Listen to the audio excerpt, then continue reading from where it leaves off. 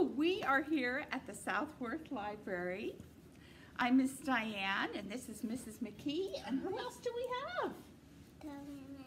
Cora and Alice, and they're here to help us read a story. March is the month that we are in, and it's the third month of the year, and it's National Reading Month. Do you like to read? I love to read. You like to read? And nothing better than your own new book.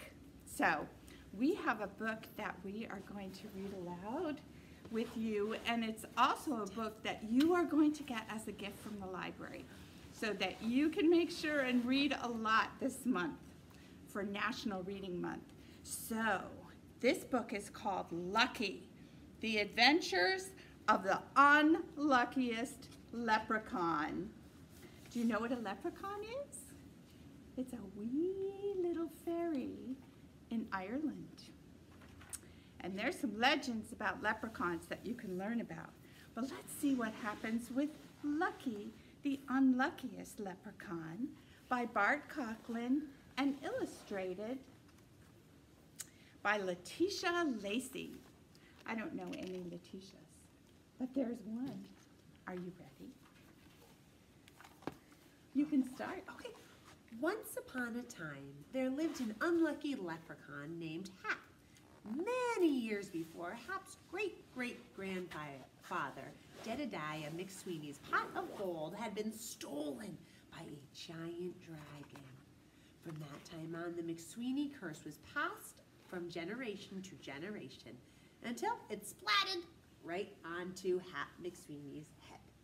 Hap's father, Pappy, often said, "It's not bad luck, it's McSweeney luck." Hap couldn't tell the difference. So turn the page now. Over here. But even though Hap's life seemed like one misstep after another, he knew that every dark cloud had a silver lining. In fact, Hap had 3 silver linings. His best friends. That's a lot of best friends to have. They were Shannon, the adventure-seeking elf, Sammy, the gentle giant of a troll, and Reggie, the hyperactive gremlin. One day, Hap and his friends went on a class trip to Houlihan Tower. Mr. Houlihan was rich and very, very lucky. Miss Doris, their fairy god teacher, told them to be on their best behavior. Unfortunately, Hap's bad luck was never far away. Just as the tour started, Hap fell into a janitor's bucket and bounced down some stairs. He crashed into a security room filled with video monitors. Hap couldn't believe what he saw there. Up on the screen, there in a treasure room was his family's pot of gold.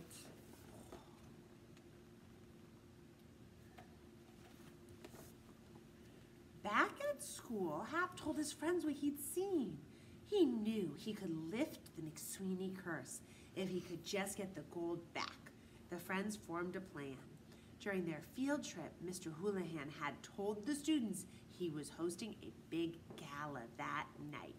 It was the perfect cover for them to sneak in and get the pot of gold. Houlihan Tower will have tight security, Shannon said, sculpting a mini version of the tower with some food. Do you ever do that? Maybe not. But you know what won't? She stuck a sprig of asparagus near the mashed potato tower. One beanstalk place right across the street. All we have to do is zip line from one beanstalk place to Houlihan Tower. That night, outside the tower, Hap realized that the plan would be a lot harder than it sounded. Sammy was nervous too. "Anybody having second thoughts?" asked Sammy. "Nuh-uh," said Shannon. "This is gonna be awesome." The fearless elf tied a rope to an arrow and fired it over to Houlihan Tower. Thunk! The arrow stuck in the side of the concrete building. "Whee!" way Shannon zipped across the rope, Reggie quickly followed her. Hap and Sam took off together and got stuck halfway across. Hap slipped from Sammy's back and accidentally pulled down his pants. Definitely don't look down now, he shouted to Sammy. Just then, the rope snapped. The friends held on and crashed into the side of the tower.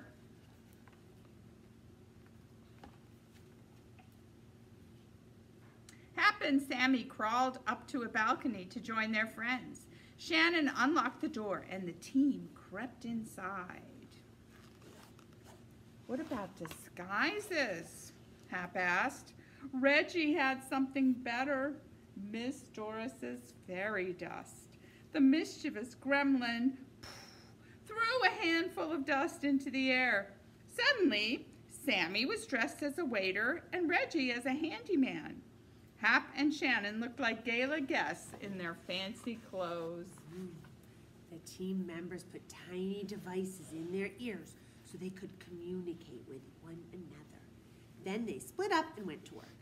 Reggie made it to the security room where he found a blueprint of the tower.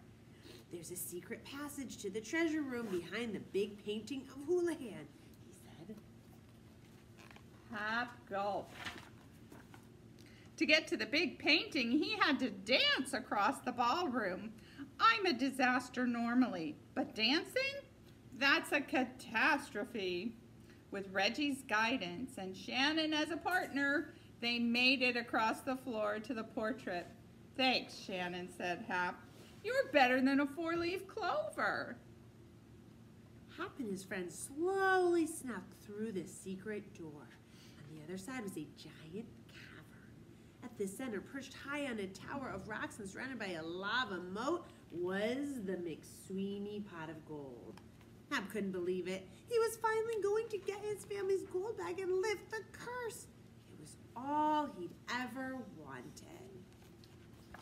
Suddenly, a figure stepped out of the shadows. It was Mr. Houlihan.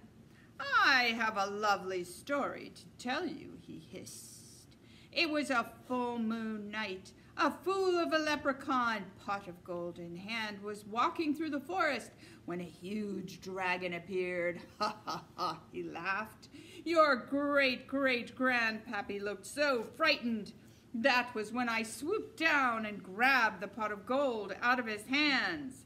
The villain cackled, ha ha ha, as he opened his mouth to reveal a long, forked tongue. If you stick your tongue out, can you stick your tongue out? Yeah, they're not forked at all. They're just plain tongues. Instantly, horns grew from his head and wings unfurled on his back. Houlihan wasn't a man at all. He was a dragon. The same dragon that had stolen the McSweeney gold. But Houlihan's luck was about to run out. Hap ran as fast as he could while his friends bravely fended off the dragon. Hap clambered up the tower's steep stone steps. At the top, McSweeney pot of gold glistened before him. He put his hands on it and felt a surge of luck rush through him. I feel lucky, Hap cried. That feeling quickly disappeared when he saw that his friends were in trouble. The dragon had wrapped them up in his tail and was dangling them over the lava moat. It's your decision, McSweeney, growled the dragon. Choose the gold or your friends, you luckless loser. No.